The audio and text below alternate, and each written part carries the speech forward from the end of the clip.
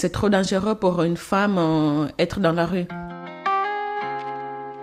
Le plus difficile, c'est la nuit. La nuit, pour trouver une place pour dormir. Parfois, il fait froid. Parfois, tu n'es pas à l'aise. Tu ne sais pas qui peut t'approcher. C'est vraiment trop dangereux. C'est pas évident. Les nuits que c'était un peu tranquille, c'est quand j'avais une place à 115 où j'étais obligée de quitter jusqu'à 8 heures du matin. Avant de partir, on prenait un petit déj. Du coup, c'était un peu... j'étais un peu mieux le jour que j'avais un toit.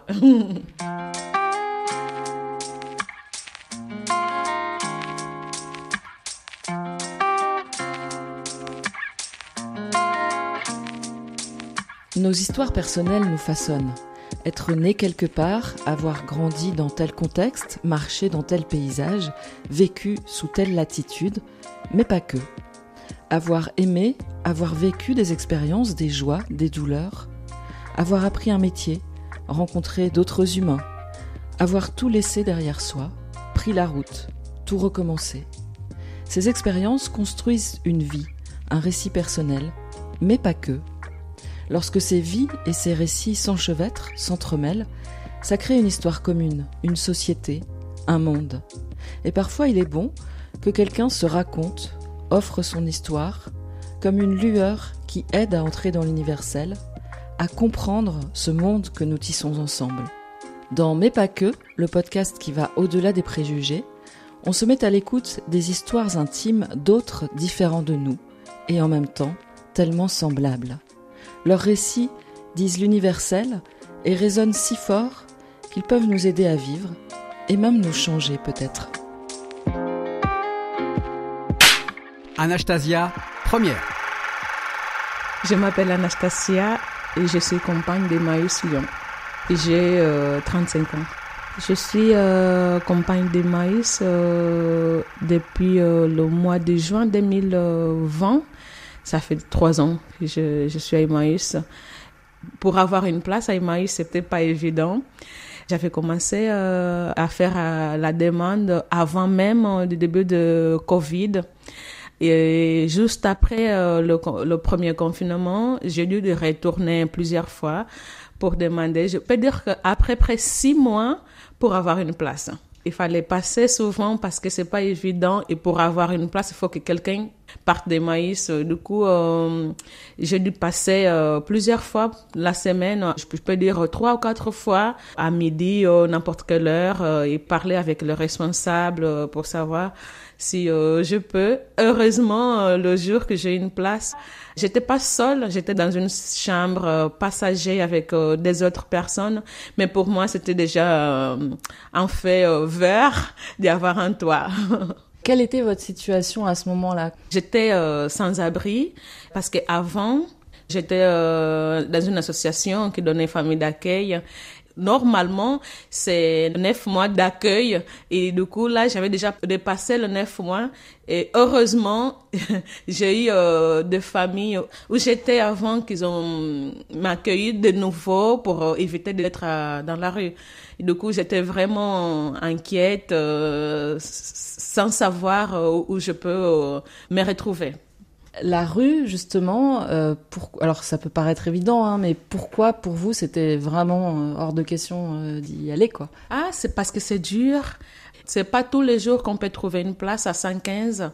Du coup, quand t'as pas de place, il faut se retrouver dans la tente, n'importe où. C'est trop dangereux pour une femme être dans la rue. C'est quelque chose que vous aviez déjà connu ? Oui, j'avais déjà connu avant d'être dans l'association, j'avais des familles d'accueil. Après près 5 mois ou 4. Le plus difficile, c'est la nuit pour trouver une place pour dormir. Parfois, il fait froid. Parfois, tu n'es pas à l'aise. Tu ne sais pas qui peut t'approcher. C'est vraiment trop dangereux. C'est pas évident. Les nuits que c'était un peu tranquille, c'est quand j'avais une place à 115 où j'étais obligée de quitter jusqu'à 8 heures du matin. Avant de partir, on prenait un petit déj. Du coup, c'était un peu... j'étais un peu mieux le jour que j'avais un toit. Emmaüs, en fait, comment ça fonctionne? Parce que c'est pas juste avoir un toit. Emmaüs, en fait, c'est un endroit où on travaille de mardi à samedi. On a un pécule tous les fins de mois qui nous permet d'avoir quelques euros dans la poche. C'est comme une famille. C'est un lieu où on peut se retrouver plusieurs cultures, plusieurs personnes de différents pays. Du coup, on partage et on fait connaissance un peu de plusieurs cultures.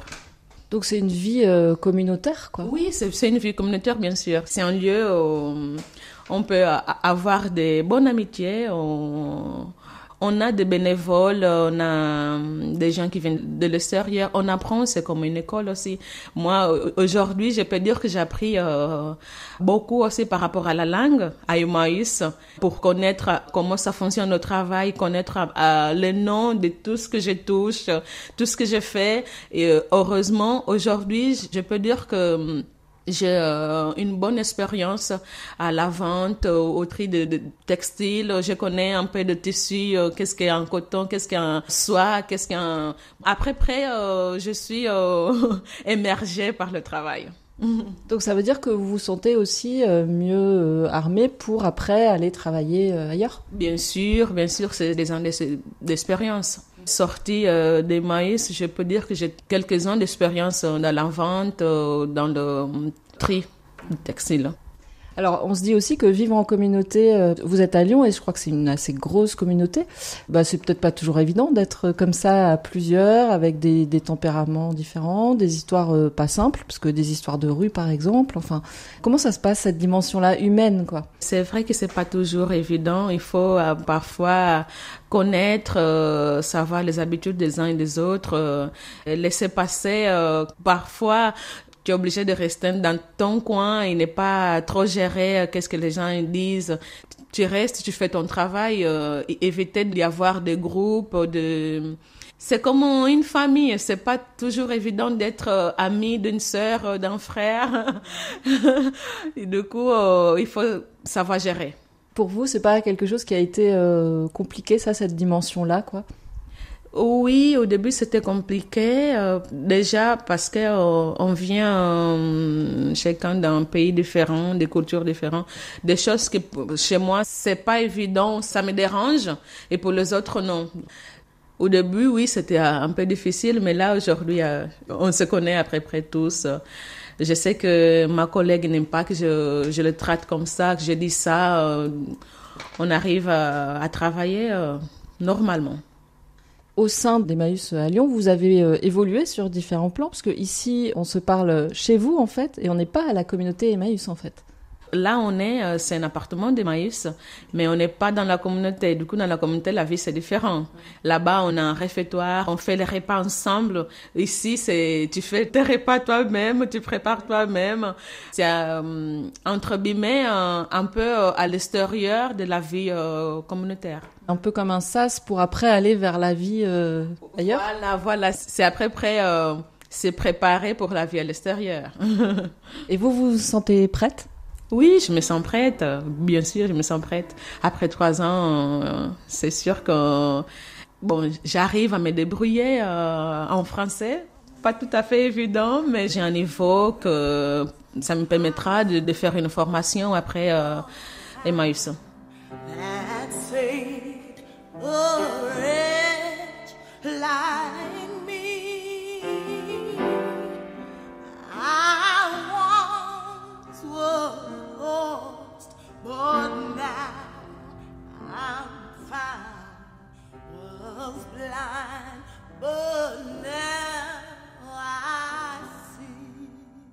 Selon la Fondation Abbé Pierre, la France compte en 2023 330 000 personnes sans domicile.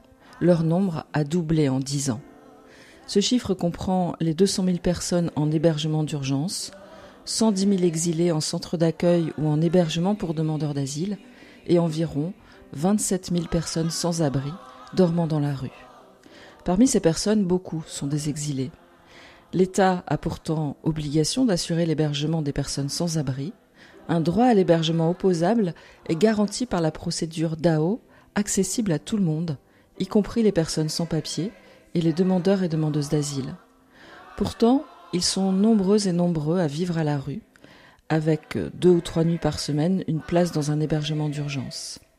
La solidarité et l'hospitalité citoyenne se sont organisées pour pallier le plus possible la non-réponse de l'État à ces situations.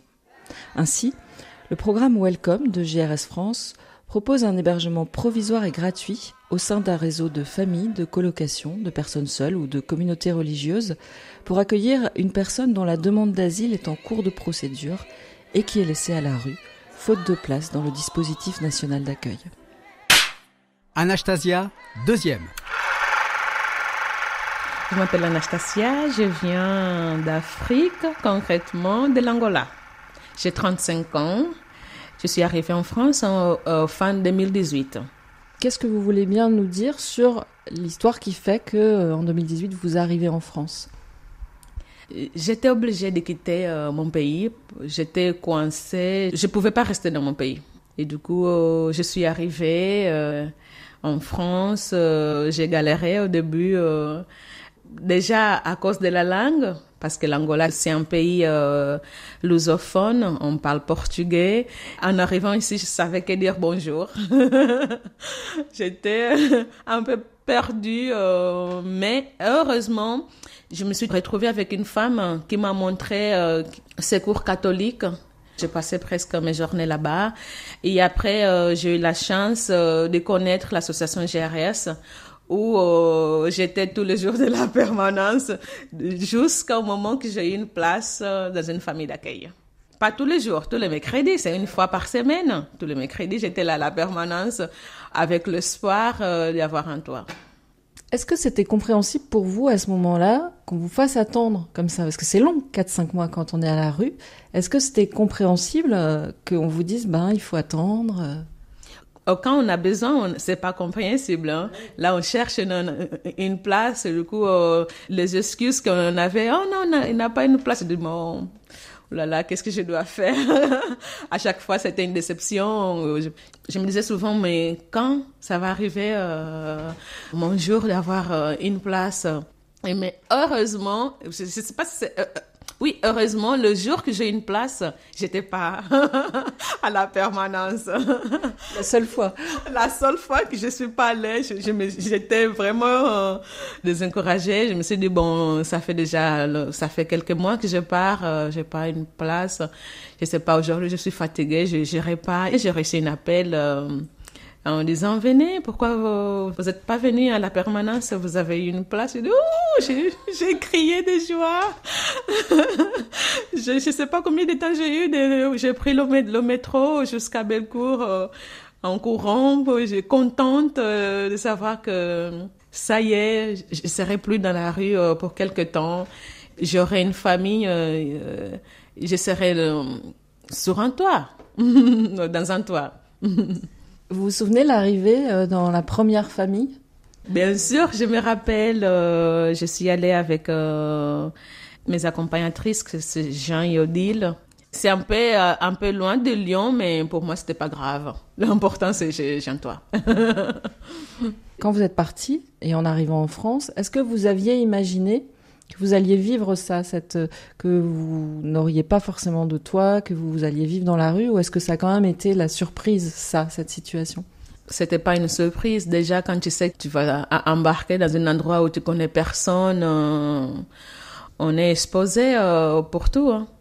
Donc vous saviez que tout était possible ? Oui, je savais que je vais arriver, je serai dans la rue, je savais. On se dit 4-5 mois, c'est long. En plus, vous l'avez dit, pour une femme, c'est encore plus compliqué. Qu'est-ce qui vous a aidé à tenir, en fait, pendant cette période-là ? L'espoir, le fait aussi d'être chrétienne, prier que tout, ça peut se résoudre. Vous vous êtes pas dit à un moment, mais qu'est-ce qui fabrique Dieu, là ? C'est vrai, parfois on se dit, oh là là, qu'est-ce que le Dieu il prévoit pour moi aujourd'hui ? Pourquoi que je galère autant ? Qu'est-ce que j'ai fait ? C'est quoi le péché que j'ai commis ? Bon, plusieurs choses, on réfléchit, j'ai réfléchi, mais qu'est-ce qu'on fait ? Vous vous êtes demandé si c'était de votre faute quelque part ? Oui, bien sûr. Je suis arrivée ici. Est-ce que c'était vraiment La bonne solution de risquer de perdre tout que j'avais dans mon pays et arriver ici, de ne plus avoir, d'être à zéro, d'être dans la rue. Chez moi, j'avais un toit, j'avais un travail, j'avais une vie, j'avais une famille. Du coup, tout ça, ça tourne dans la tête. Donc vous avez douté à un moment d'avoir fait le bon choix? Oui, plusieurs fois. Et il y a eu la tentation de retourner ou jamais? Retourner chez moi, c'était hors de question par rapport à ma vie. C'est trop dangereux. Donc vous arrivez dans cette première famille que vous ne connaissez pas, avec vos accompagnateurs. Comment ça se passe à ce moment-là? Parce que arriver chez des inconnus, pas juste en visite, quoi, mais pour vivre là pendant un temps, on se dit que ça peut être un petit peu... je sais pas, est-ce que c'est inquiétant ou qu'est-ce qui se passait dans votre tête là? Oui, c'est inquiétant parce que tu arrives chez quelqu'un où tu connais personne. Il faut t'habituer à la vie de la famille. Déjà, un mois, c'est pas suffisant pour s'adapter. Il fallait connaître un peu la vie quotidienne. Mais de ma part, j'étais un peu à l'aise parce que je suis quelqu'un facile de s'adapter à notre vie. Vous êtes allé dans plusieurs familles. Il y a eu combien des familles et des communautés d'ailleurs, je crois. Oui. Il y en a eu combien? Oui, j'ai eu 2 communautés religieuses et 7 familles. Comment vous qualifieriez les liens, en fait, ces personnes-là aujourd'hui qui vous ont accueillis, elles sont qui pour vous? Alors peut-être qu'elles ont pas, c'est pas la même relation avec toutes. Mais... Ah, j'ai une bonne relation avec toutes. Tous. Je peux dire que j'ai gagné plusieurs familles en France. Et c'était une famille, c'était une école. Heureusement, je suis tombée dans plusieurs familles que parfois, le soir, on prenait quelques heures pour m'apprendre la langue. Aujourd'hui, j'ai toujours des contacts avec eux, avec des sœurs, des bonnes sœurs, partout aujourd'hui. Je suis invitée pour passer des vacances avec eux, pour un dîner, pour passer le Noël, pour passer les fêtes. J'ai vraiment une bonne relation.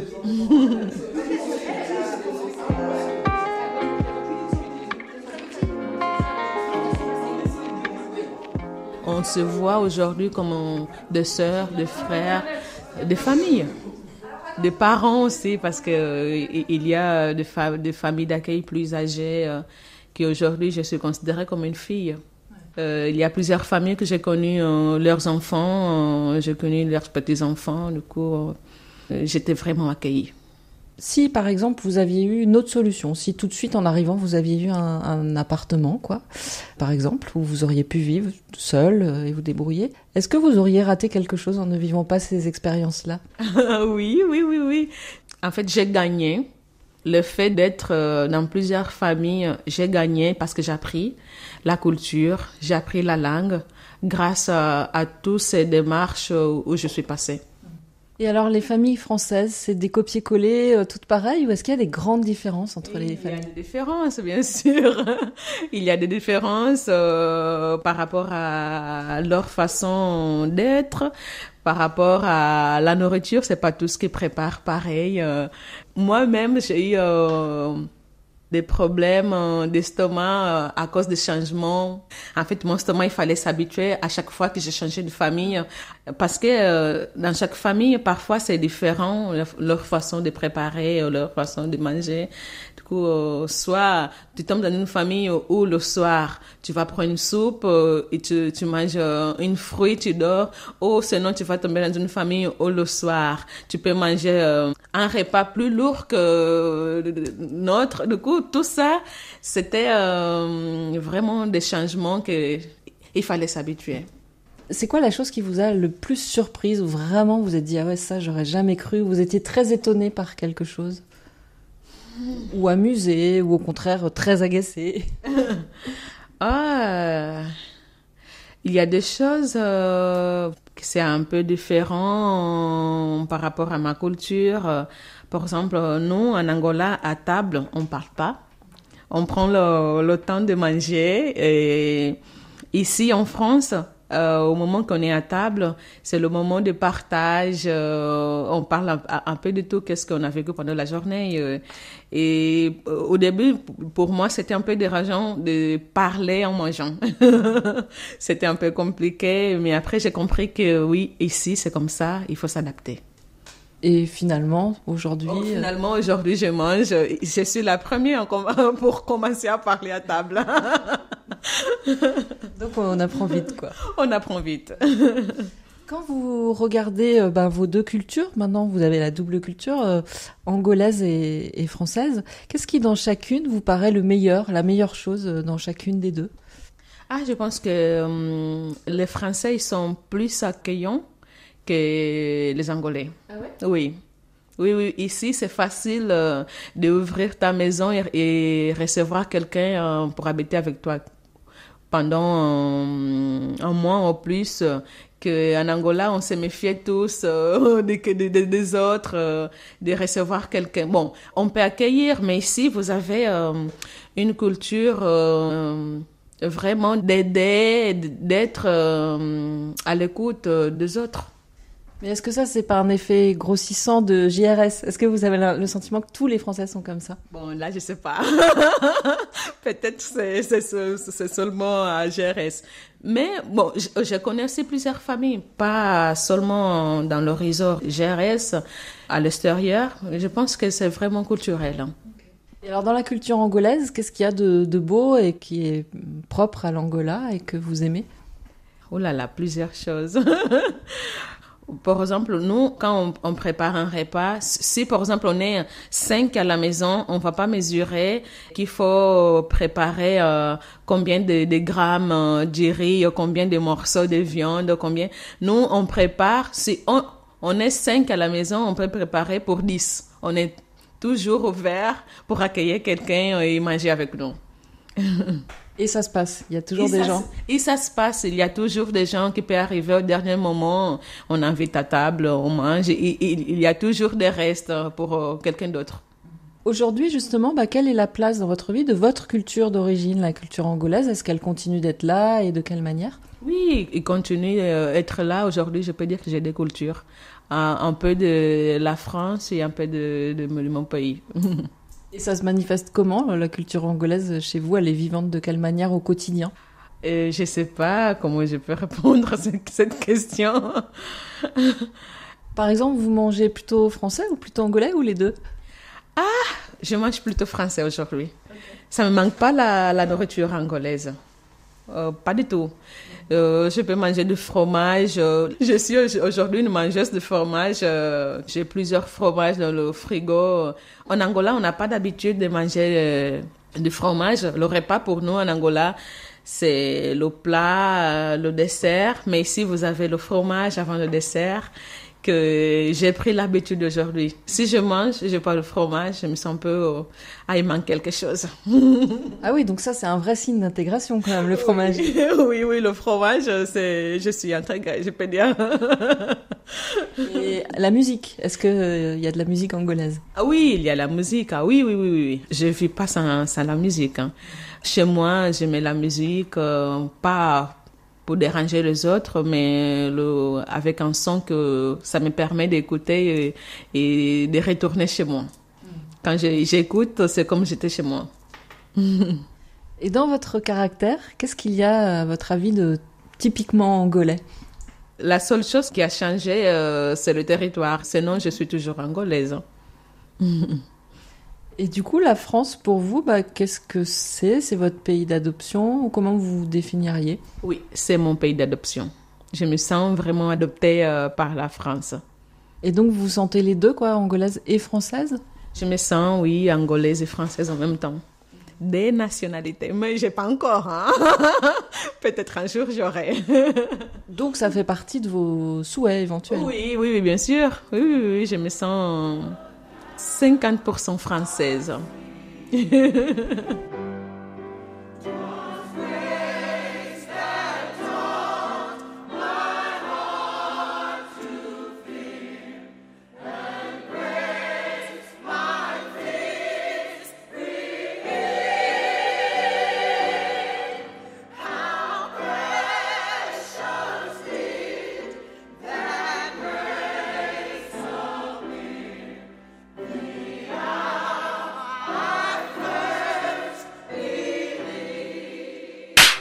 Anastasia, 3e.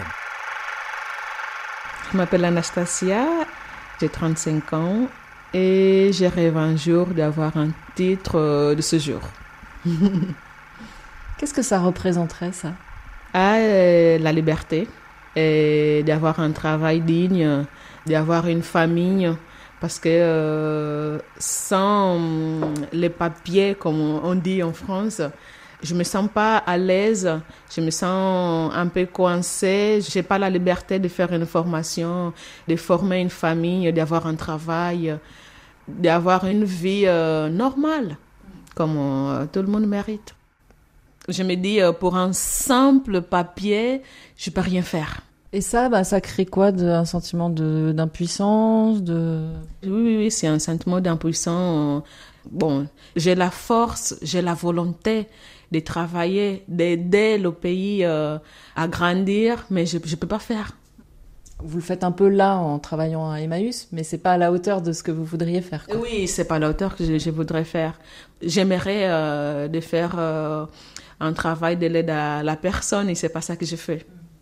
Et c'est en plus un domaine où il y a beaucoup de besoins. Justement, c'est un domaine où les gens ils cherchent. Là, je peux, mais je peux pas faire là à ce moment parce que j'ai pas un titre de séjour. Qu'est-ce qui vous pousse vers ce métier-là ? Moi, j'ai l'esprit de toujours être à l'aide des autres. Le fait de faire ce travail, c'est comme je me sens utile pour la société. C'est ça l'expression que je cherchais. Merci. Est-ce que côtoyer le monde associatif, que ce soit par le Secours catholique d'abord, puis par JRS ensuite, ça vous a donné aussi des envies ? Est-ce que vous auriez envie de vous investir dans des associations ? Oui. J'ai un rêve de former une association de l'aide à l'enfance en Angola. L'Angola, c'est pas un pays comme la France que l'enfant il a droit à l'école, a droit à la santé. En Angola, il y a plusieurs enfants ils ont même pas un cahier ou un crayon pour aller à l'école. Ils ont même pas droit d'aller à l'école. Aujourd'hui, moi, j'ai le rêve d'avoir une association pour donner un peu l'espoir aux enfants de mon pays. Vous avez eu cette chance-là quand vous étiez en Angola ? J'ai eu la chance d'y aller à l'université. J'ai fait des études d'économie et gestion. En Angola, c'est 4 ans d'études. Du coup, en arrivant en France, j'ai pu faire une équivalence. Aujourd'hui, j'ai un niveau de bac plus 3. J'ai eu la chance justement d'avoir une formation.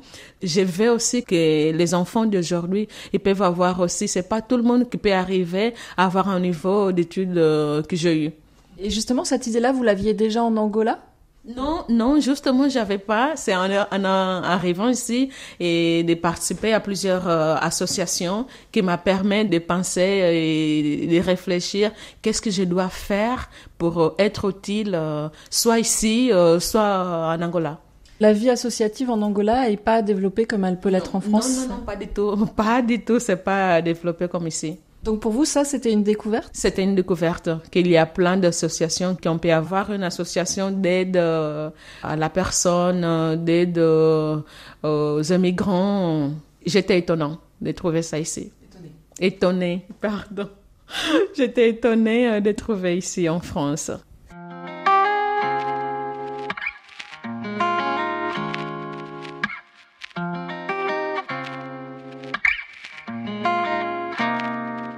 Vous venez d'écouter Mais pas que, le podcast RCF qui va au-delà des préjugés. La saison 1, Exilés mais pas que, est coproduite avec JRS France. Pour découvrir d'autres portraits de personnes exilées mais pas que, rendez-vous sur le site rcf.fr, YouTube ou sur votre plateforme de podcast préférée.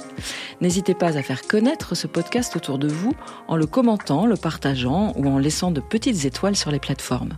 Pour plus de récits de vie, il y a aussi tous nos autres podcasts, par exemple Les colères de l'abbé Pierre ou encore Sacrés aventuriers, le podcast familial qui donne foi en l'humanité.